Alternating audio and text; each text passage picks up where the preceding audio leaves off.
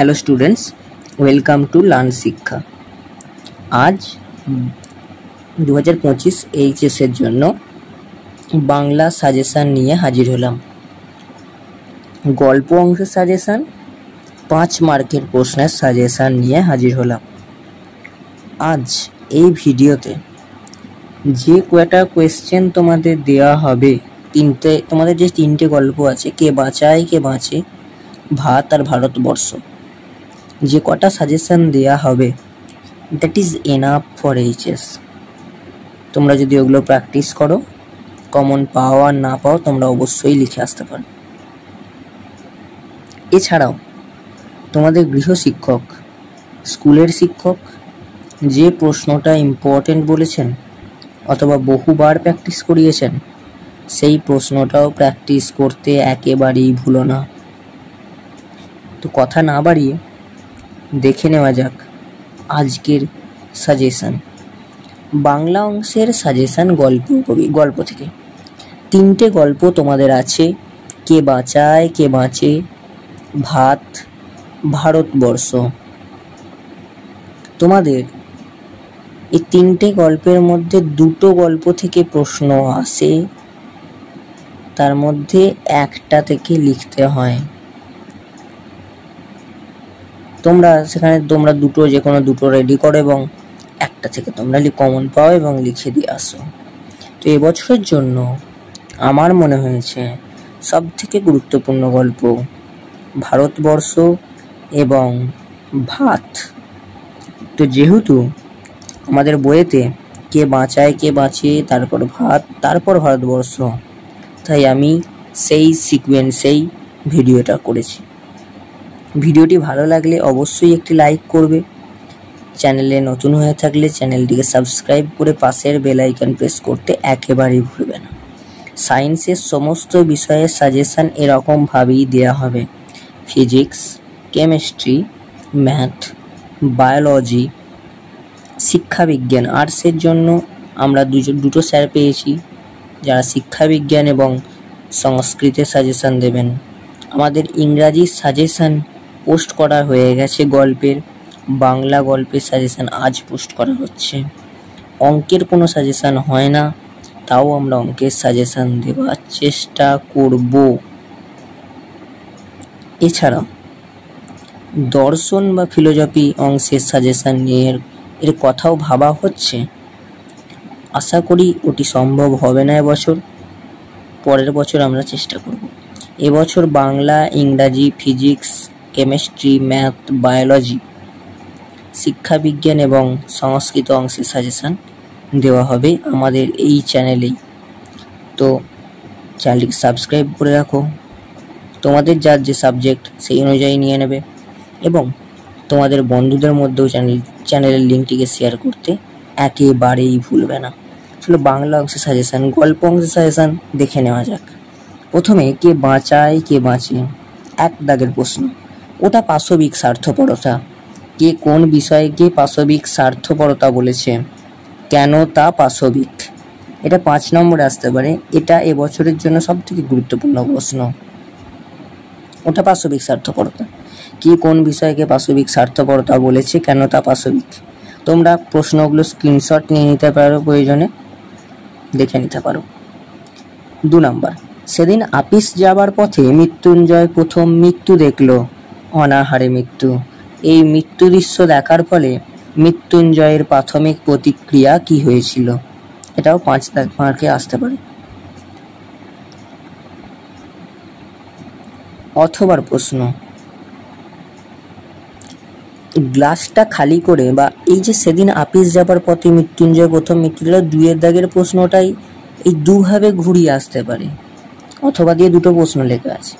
গ্লাসটা খালি করে নামিয়ে রেখে শূন্য দৃষ্টিতে দেয়ালের দিকে তাকিয়ে রইল সে বলতে কার কথা বলা হয়েছে?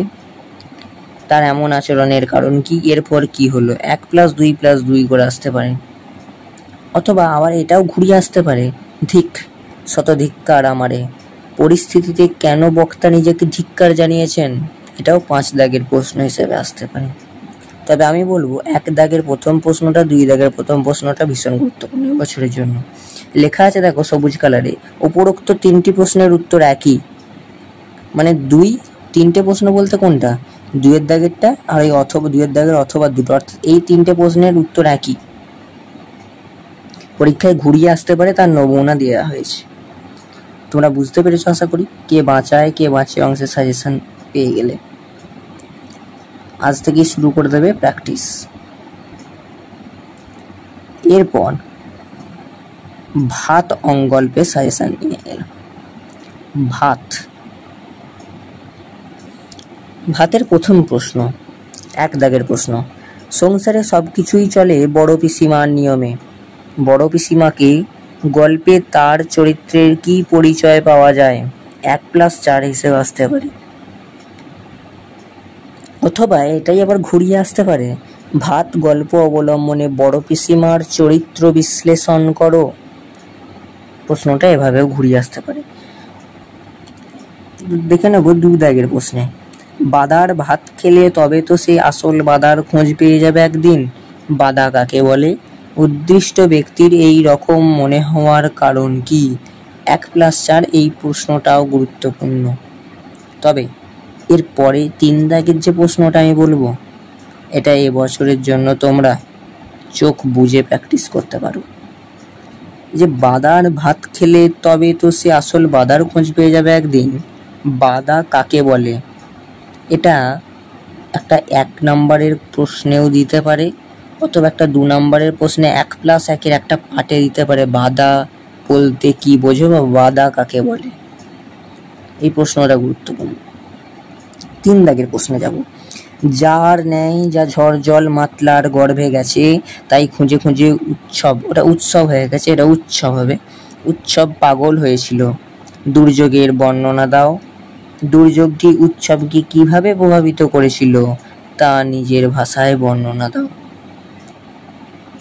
যা আর নেই যা ঝড় জল মাতলার গর্ভে গেছে তাই খুঁজে খুঁজে উৎসব পাগল হয়েছিল। দুর্যোগের বর্ণনা দাও। দুর্যোগটি উৎসবকে কিভাবে প্রভাবিত করেছিল তা নিজের ভাষায় বর্ণনা দাও। এই প্রশ্নটা এবছরের জন্য গুরুত্বপূর্ণ, ভীষণ গুরুত্বপূর্ণ। এখান থেকে এবারের এই ভাত অংশের সাজেশন ক্লিয়ার হলে আমি এর নেক্সট গল্প ভারতবর্ষে চলে যাব। যে গল্পটা আগের বছর আসেনি তাই এবছর ধরা যায় 2025-এ ভারতবর্ষ গল্পটি থেকে প্রশ্ন আসতে চলেছে। দেখে নেব ভারতবর্ষ অংশের সাজেশন। এখান থেকে এই একটাই প্রশ্ন যেটা ভীষণ গুরুত্বপূর্ণ, যেটা আসবেই আর কি, সেটা হচ্ছে তারপরেই দেখা গেল এক অদ্ভুত দৃশ্য। তারপর বলতে কখন? অদ্ভুত দৃশ্যটির পরিচয় দাও। 1+4 আসতে পারে, অথবা এটাই ঘুরিয়ে আসতে পারে। এই লাইনটা খুব গুরুত্বপূর্ণ, বুড়ি তুমি হিন্দু না মুসলমান? কখন কারা বুড়িকে প্রশ্ন জিজ্ঞেস করে? বুড়ি জানিয়েছিলেন কি, অর্থাৎ বুড়ি কি জানিয়েছিলেন? তাহলে এই একটাই প্রশ্ন, 1 দাগের প্রশ্ন। তারপর দেখা গেল এক অদ্ভুত দৃশ্য, তারপরে বলতে কখন অদ্ভুত দৃশ্যটার পরিচয় দাও, 1+4। এটারই অথবা এই দুটো প্রশ্ন আসতে পারে, 1 বুড়ি তুমি হিন্দু না মুসলমান, কখন কারা বুড়িকে প্রশ্ন জিজ্ঞেস করে, বুড়ি জানিয়েছিলেন কি। 2+3 আসতে পারে, অথবা ওটাই আবার ঘুরিয়ে আসতে পারে, হঠাৎ বিকেলে এক অদ্ভুত দৃশ্য দেখা গেল, দৃশ্যটির বর্ণনা দাও, কেন তা অদ্ভুত। সত্যি এই লাইনটা একটা বিশাল বিস্তৃতপূর্ণ লাইন এবং এই লাইনটা গুরুত্বপূর্ণ লাইন। হঠাৎ বিকেলে এক অদ্ভুত দৃশ্য দেখা গেল, দৃশ্যটির বর্ণনা দাও, কেন তা অদ্ভুত। এরপরে আমরা যাব 2 দাগের প্রশ্নে, ভারতবর্ষ গল্পের নামকরণের সার্থকতা আলোচনা করো। অর্থাৎ জিনিসটা গল্পটা সম্বন্ধে একবার পড়তে হবে, নামকরণের সার্থকতা আলোচনা করো। এই প্রশ্নটা এতগুলো স্টার দেওয়ার কারণে এই প্রশ্নটা করলে তুমি সকল প্রশ্নের উত্তর পারবে। আর তোমাদের কাছে আমার একটা রিকোয়েস্ট, প্লিজ তোমরা গল্পগুলো কোনো বই থেকে কোয়েশ্চেন আকারে পেয়ে গেলেও ঝরঝর করে মুখস্থ করার আগে একবার অন্তত তোমাদের টেক্সট বইটা খুঁটিয়ে রিডিং পড়ো, মিনিমাম 4 থেকে 5 বার। 5 বার রিডিং পড়ো।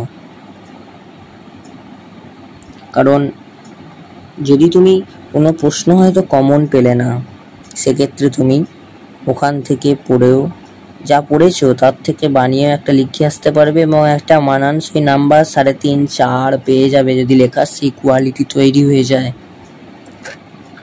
প্র্যাকটিস করো। প্রত্যেকটা গল্পের সারসংক্ষেপ, বিষয় সংক্ষেপটা ভালো করে তৈরি করো। সব থেকে আগের প্রথম স্টেপ, গল্পটা পড়তে হবে।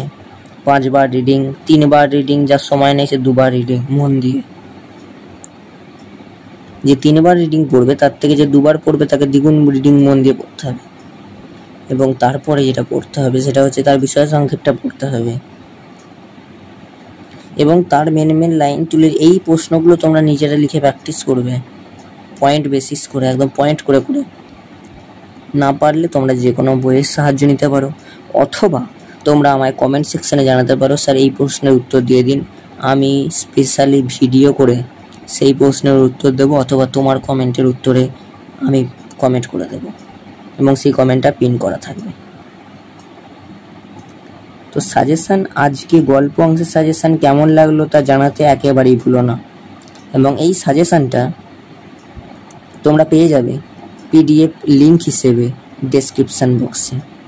আমার একটা ওয়েবসাইট আছে, তোমরা সেখানে ভিজিট করতে পারো, বিভিন্ন চ্যানেলের লিঙ্ক দেওয়া আছে, তোমরা সেখানে জয়েন হতে পারো এবং নিজেকে আরও ভালোভাবে প্রস্তুত করতে পারো তোমরা। দেখা হচ্ছে কবিতা অংশের সাজেশান নিয়ে। ততক্ষণ ভালো থেকো, সুস্থ থেকো, টেক কেয়ার, গুড বাই।